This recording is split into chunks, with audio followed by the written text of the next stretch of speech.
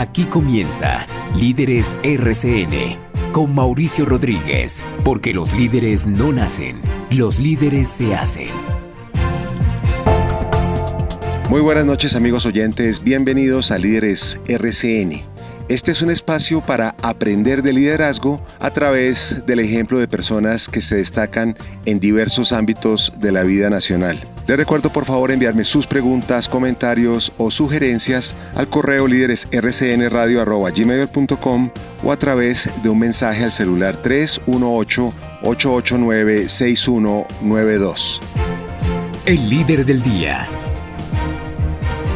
Como todos los días antes de pasar a la entrevista, seleccionamos a un líder que se haya distinguido recientemente por algún logro o aporte especial. Hoy hemos escogido al rector de la Universidad Externado de Colombia, el doctor Juan Carlos Henao, y lo hemos escogido por la valiosa investigación que llevó a cabo ese prestigioso centro académico acerca de la corrupción en Colombia. Líderes RCN. Muy bien, pasemos ahora a la entrevista del día. Hoy tenemos un invitado muy interesante. Es un honor y un placer para Líderes RCN contar con la presencia del profesor Moisés Basserman. El profesor Basserman es bioquímico, fue director del Instituto Nacional de Salud y presidente de la Academia Colombiana de Ciencias Exactas, Físicas y Naturales, y fue rector de la Universidad Nacional de Colombia entre el año 2006 y 2012. En el año 84 recibió el Premio Nacional de Ciencias Alejandro Ángel Escobar y en 1996 obtuvo el Premio Nacional al Mérito Científico en la categoría de Investigador de Excelencia. Bienvenido, profesor Basserman, a Líderes RCN. Muchas gracias por aceptar nuestra invitación. Buenas noches, Mauricio, a usted y a todos los oyentes. Profesor Basserman, antes de comentar un ensayo suyo publicado en un estupendo libro titulado ¿Cómo mejorar a Colombia?, una pregunta de coyuntura. ¿Cómo le parecieron los resultados de la consulta anticorrupción del domingo pasado? Pues me parecieron muy buenos, realmente sorprendentes en su nivel. No llegaron pues al umbral que debía haber llegado para que fuera aprobado, pero creo que en realidad es secundario, es una señal fuerte al país a emprender actos en contra de la corrupción. Espero que sean actos de verdad, porque muchas veces con todo el entusiasmo que genera un suceso de estos, tiene uno el riesgo de terminar en actos que son más gestos que actos de realidad, pero yo espero realmente que... O en más leyes y normas que no se cumplen. Sí, leyes tenemos muchos. Realmente creo que lo que necesita el país es un cambio profundo, un cambio cultural profundo, un cambio de actitudes y esto podría ser el principio si se usa bien. Espero que se use bien y que no nos quedemos en el gesto. Hablemos ahora entonces de su ensayo titulado ¿Qué debemos hacer para consolidar la paz en Colombia? ¿Se puede convencer a los no convencidos? Y quiero hacer referencia a una palabra que aparece con frecuencia en su escrito: confianza y credibilidad. Y usted señala en varias ocasiones que esa falta de confianza, esa falta de credibilidad ha minado la posibilidad de aclimatar la paz en Colombia y que mientras no se resuelva ese problema de fondo vamos a tener dificultades en ponerle fin de verdad al conflicto y en pasar la página de ese doloroso episodio de la vida nacional. Elabore un poco esa idea de la confianza. ¿Por qué tenemos esos problemas de confianza en la sociedad y qué pueden hacer y qué deben hacer los gobernantes para recuperar esa confianza? Sí, pues creo que incluso la consulta muestra en gran medida una enorme desconfianza hacia el sistema político del país, posiblemente con muchas razones muy válidas. En ese ensayo en que nos referíamos casi todos los que escribimos allá exactamente al hecho de la firma del acuerdo de paz, yo usaba mucho lo de confianza porque me parece, pues claro que a posteriori es fácil decir las cosas, pero me parece que realmente el pecado fue no lograr la confianza de la gente. Cierto. El pecado fue no lograr la confianza de la gente. Ahí pongo algunos ejemplos en los cuales señalo que en una de estas negociaciones tan fuertes, muchas veces lo importante no es tratar de lograr la confianza del del opositor, del que está en el otro lado de la mesa, sino lograr la confianza de quienes lo apoyan a uno, de quienes debían apoyarlo a uno. Y creo que posiblemente una de las fallas que mencioné ahí como una sorpresa para mí fue que no se hubiera logrado esa confianza en quienes debían apoyar el proceso, y pues nos vimos en lo que nos vimos realmente y en lo que estamos todavía. ¿Qué propone usted para restaurar esa confianza o aumentar esa confianza? Habla usted en un aparte de su escrito de la necesidad de hacer gestos concretos, ejemplos de esos gestos, profesor. Sí, yo pienso que el gesto es el principio, y pienso que hizo muy bien el presidente Duque en apoyar la consulta, que hizo muy bien en llamar desde el inicio de su gobierno, en llamar a una unidad y en llamar estos días en todo caso tiene una reunión con los líderes de los otros partidos y del Congreso, y esos son gestos positivos. Detrás de eso pues tienen que venir acciones más concretas, propuestas que superen un poco al gesto. Pero el gesto inicial se ha dado en casi todos los grandes procesos de paz del mundo, y esos gestos iniciales pues a veces mueven a la opinión pública en el sentido adecuado. Y generan reciprocidad, se mueve a alguien en un sentido, entonces crea un ambiente, un clima que permite una reacción positiva, y poco a poco vamos entrando en un círculo virtuoso en lugar de un círculo vicioso. Absolutamente, cuando algún mandatario llama a sus opositores a dejar las malas intenciones y los malos sentimientos y tal, pues está cerrando la puerta y no abriéndola. Yo creo que es muy importante cuando uno invitar con amabilidad.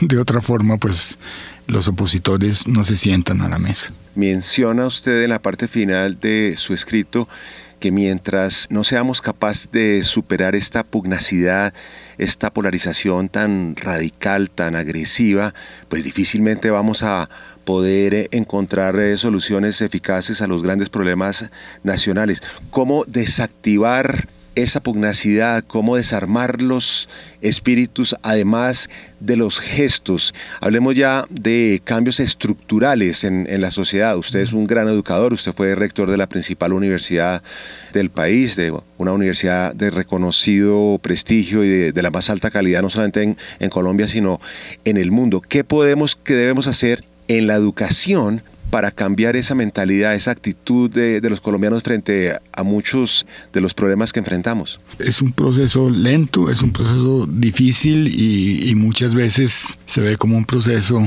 desesperado. En alguna columna reciente mencionó algunos trabajos de psicólogos experimentales que mostraban lo difícil que es convencer a alguien de que está equivocado. Y plantean algunos de ellos como posibilidades. Obviamente la educación es la columna principal del cambio social, pero no tanto yéndose a argumentar fuertemente sobre lo que uno quiere, sino más bien preguntándole al otro qué argumentos necesitaría para ser convencido. Y creo que si una educación que se enruta más a la discusión del problema, a poner problemas sobre la mesa, a generar mecanismos como seminarios, juicios en los salones de clase, y a que la persona se pregunte permanentemente qué argumento me convencería, es posiblemente una forma más eficiente que simplemente contrastando ideas, porque la contrastación de ideas muchas veces lo que hace es consolidar la idea propia, aunque haya muchas evidencias en contra. ¿Nota usted un avance en la educación en Colombia en ese sentido, de fomentar un espíritu de debate más constructivo, más abierto, más respetuoso, más tolerante, más incluyente, o seguimos con modelos mentales muy marcados en la cabeza de la gente y difícilmente cambia su posición. Por el contrario, como dicen los expertos, buscan información, buscan ideas para confirmar sus tesis, sus hipótesis, y no buscan información como propone usted para tratar de entender el punto de vista de otro o para mejorar su reflexión acerca de determinado problema. Sí, pues hay que mirar siempre el vaso medio lleno y medio vacío. Medio lleno es que realmente el país ha progresado enormemente en la cobertura de su educación, enormemente. La gente que no lo reconoce pues no está viendo la realidad, eso hay que reconocerlo. Y el hecho de que haya educación es ya un paso fenomenal de avance, pero sí estoy de acuerdo con la forma como usted lo presentaba. Realmente todavía estamos en una educación sumamente dogmática. El profesor presenta su posición como la posición prevalente. Hay por supuesto excelentes profesores que en su cátedra y en su clase lo que hacen es generar una discusión de ideas, pero todavía tenemos mucho del método escolástico y del dogma y de la repetición y del aprendizaje más que de la construcción.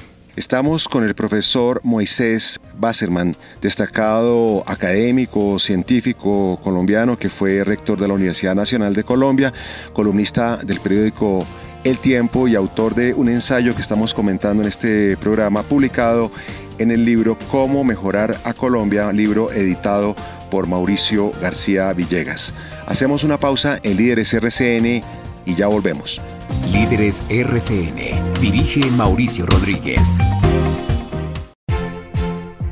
Continuamos en Líderes RCN. Regresamos a nuestra entrevista del día con el profesor Moisés Basserman, quien fue rector de la Universidad Nacional de Colombia entre el 2006 y el 2012. El profesor Basserman es uno de los más prominentes científicos y académicos de nuestro país. Profesor, voy a leer un fragmento de su ensayo para comentarlo en profundidad. Dice usted que es insensato desconocer que en el centro y en la derecha hay posiciones diferentes y que no están de acuerdo con hacer trizas el acuerdo de paz. Ese desconocimiento de los matices tan naturales en toda sociedad humana niega las posibilidades de encuentro de un número de personas que puede ser alto, que no están en ninguno de los dos extremos y que podrían generar un cambio en esa división de la opinión por mitades. Aquí usted propone, por ponerlo en términos de colores, que salgamos un poco del blanco y negro y encontremos los grises. Y ese gris hay que hacerlo crecer, que cada vez haya más colombianos que entiendan que las cosas no son blanco y negro, que no son radicalmente buenas o malas, sino que hay que abrirle la mente y el corazón y el espíritu a la posibilidad de matizar las opiniones. ¿Es usted optimista en el desarrollo, en la construcción de ese centro, ese gris un poco más amplio en nuestro país que nos saque de estas extremas derecha e izquierda que tanto daño le hacen a Colombia? De pronto el optimismo, como otras cosas que mencionamos, es algo que no se construye, sino que está genéticamente impreso, y yo soy optimista congénito, a veces no sé por qué, pero creo que sí, yo creo que llegamos a un momento en que la polarización fue absolutamente extrema, es decir, yo creo que no se podía más. En el momento del plebiscito eran amigos y enemigos de la paz, lo cual era tremendamente equivocado. Yo creo que tremendamente equivocado, y perjudicó mucho a la aprobación, a que el sí ganara en ese plebiscito. Porque estoy absolutamente convencido que es así, que hay matices. Y yo creo que los eventos posteriores han mostrado que empiezan a surgir matices. Hubo en las elecciones un centro que en la primera vuelta era un centro bastante fuerte, la segunda vuelta otra vez se polarizó, pero incluso entre las posiciones extremas que finalmente llegaron a la segunda vuelta no eran ya extremas, ya no eran tan extremas, ya las posiciones eran mucho más flexibles, los campamentos eran más heterogéneos, cierto, mucho más heterogéneos, y yo creo que los dos candidatos tienen que reconocer que los votos que recibieron no eran todos de ellos. eran también de una población que no necesariamente se identificaba en todo lo que decían. Y eso es señal, tal vez, yo espero que sea así, de que pasamos la cima de la polarización y estamos entrando, ojalá, en una época un poco más tolerante y que permita realmente que los unos escuchen a los otros, porque los monólogos pues son a veces interesantes, pero no son conducentes. No son constructivos. Y no son constructivos, sí. Profesor Wasserman, hace usted una crítica en su escrito a las redes sociales, que por supuesto son una gran herramienta, un gran instrumento de comunicación y todos aprendemos cosas en las redes y manifestamos nuestras opiniones y compartimos nuestros análisis, pero también es cierto que en muchos casos esas redes están llenas de mentiras, de calumnias, de ofensas, de desinformación. ¿Qué hacer con las redes? ¿Cómo manejar las redes? Es otra vez un proceso educativo lento. Yo soy partidario de las redes. Yo creo que las redes han generado una democratización sin precedentes. Es decir, eso de que una persona en donde esté pueda levantarse y dar su opinión, eso no se había visto en la humanidad. Eso es un progreso. Pero por otro lado también puede decir lo que quiera y como quiera decirlo, a veces diciendo mentiras, muchas veces insultando, agrediendo, y eso nuevamente corta comunicación. Una agresión corta la comunicación, es imposible responderla de otra forma que no sea con una agresión paralela o en contra. Y eso yo espero que sea un proceso que mejore, que sea educativo. Por cierto, mi próxima columna vuelvo a eso. Y la termino diciendo que no hay que acabar con las redes, lo que hay que acabar es con algunas de las malas prácticas que se dan dentro de las redes. Los gringos tienen una expresión coloquial práctica para comunicar ese mismo mensaje. Dice que hay que tener cuidado de no botar el bebé con el agua sucia de la bañera. De la bañera, exactamente. El bebé es importante, las redes son un instrumento extraordinario, lo que pasa es que están llenas de cosas indeseables. Nunca va a estar completamente libre. Eso nosotros al fin y al cabo somos una sociedad humana, no somos una sociedad robótica, y siempre habrá problemas, pero creo que, como algún expresidente nuestro decía, hay que mantenerlos en la justa proporción. Profesor Wasserman, cuando usted personalmente recibe insultos en las redes, ¿qué hace? ¿Los ignora, bloquea al personaje o responde? Los ignoro usualmente. Los ignoro. Yo he bloqueado hasta ahora a una sola persona, y es simplemente porque llegué a la conclusión de que era patológico, que era un problema médico y no de redes. Entonces solamente de resto no, y además procuro tener entre las personas que sigo personas que piensan de forma muy diversa. Quisiera preguntarle, profesor Wasserman, su opinión sobre el programa Ser Pilo Paga, que tiene muchos amigos, tiene buenos resultados porque le ha dado una oportunidad a 50 o 60 mil estudiantes de escasos recursos de acceder a la educación de calidad, pero también tiene detractores y críticos con buenos argumentos que puede estar favoreciendo el programa a las universidades privadas y no a las públicas, que necesitan muchos recursos para poder mejorar la infraestructura, la calidad de sus profesores, etcétera, etcétera.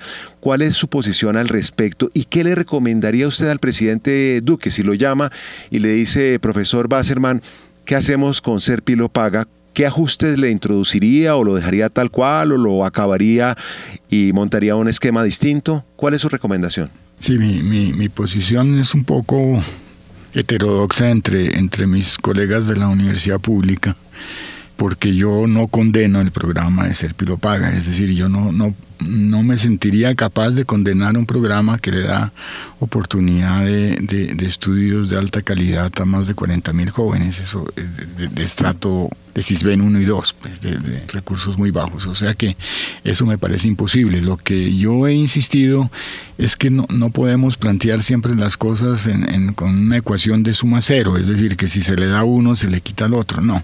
La universidad pública tiene problemas sumamente serios de desfinanciamiento que llevan ya años.